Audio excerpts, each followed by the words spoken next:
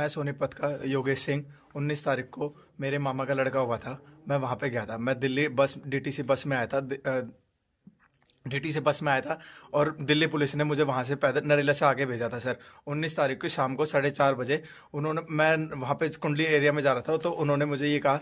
मैंने उनको सिर्फ इतना झूठ बोला कि यहाँ पे कोई लड़की छेड़ रहा है, हालांकि वहाँ कोई छेड़ रहा था। उनको ये लगा कि इन्होंने मुझे छेड़ा है, ये लड़की को छेड़ रहा है। उन्होंने मुझे लेके गए। उन्होंने फिर मुझे कैंप में ले जाके उन्होंने पहले मुझे मारा, काफी मारा, पैंट वैंट उतार के काफी मारा। फिर मुझे ट्रॉली में उल्टा लटका के बेल्टों से मारा।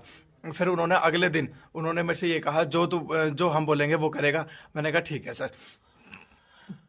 फिर उन्होंने मुझे मारने के बाद फिर उन्होंने खाना वाना खिलाया। उन्होंने फिर ये कहा हम जैसे जैसे बोलेंगे वैसे वैसे तुझे बोलना है। फिर उन्होंने मुझे रात को मारने के बाद दारू पिलाई। उन्होंने फिर मेरे से वीडियो बना के फिर मुझे अगले दिन वहां पे बिठाया। ठीक है, उन्होंने बोला जैसे जैसे हम बैठेंगे। मेरे साथ 4 लड़के और पकड़े गए थे। एक का नाम सागर था और एक का नाम मुझे पता नहीं है। सागर ने मुझे ये कहा था कि यार मैंने कुछ कर भी नहीं रखा, तब भी मुझे मारे। वो जैसे ना जैसे करके भाग गया था। फिर अगले दिन जैसे मैं उठा, उन्होंने मुझे ये बताया कि हमने तो उसको मार दिया, अब तेरे को छूटना है नहीं छूटना।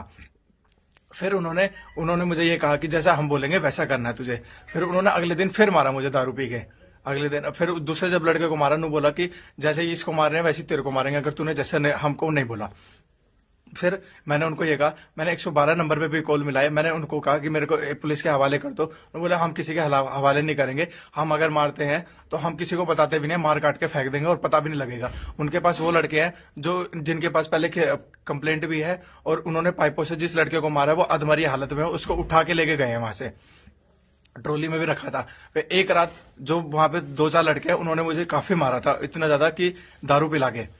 फिर वो आगे गया। आगे जाके उन्होंने ये कहा कि योगेश जैसे हम तेरे को बोलेंगे तेरे को प्रेस के आगे वहां बोलना है। तो काफी सारे साथ थे। फिर मैंने एक वहां पे स्टोरी बनाई कि मुझे भाई पुलिस वाले ने ऐसे बोला कि भाई प्रदीप SHO राय थाने का ऐसे ऐसे बोला मुझे कि भाई ऐसे ऐसे टीम है ना, मेरे 10 लड़के आएंगे, फायरिंग करनी है 26 तारीख के बाद, ये करना है। फिर मैंने वैसे ही बोला कि मैंने कहा अगर छूटना होगा तो मुझे इसके लिए झूठ का सहारा लेना पड़ेगा, और वहां जाके जैसे जैसे मैं पुलिस को बता दूंगा कि उन्होंने मेरे से ऐसे बर्ताव करा। फिर मुझे वो अलग से रूम में ले गए। अलग से रूम में ले जाके उन्होंने फिर मुझे समझाया कि यार योगेश अगर तेरे को बोल देगा तो हम रात को छोड़ देंगे। उन्होंने मुझे ये शो नहीं होने दिया कि हमने पुलिस को कंप्लेंट दे दी है तेरी।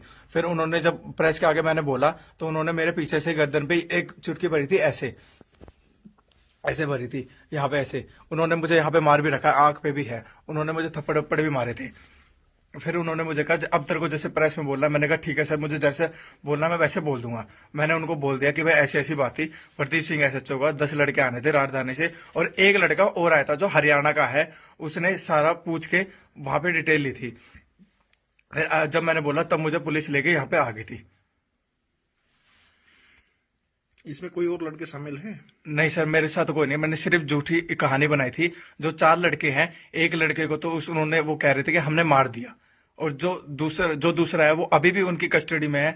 अब उनको मार रहा है नहीं है, उनको पाइपों से मारा उन्होंने। कहाँ का है लड़का?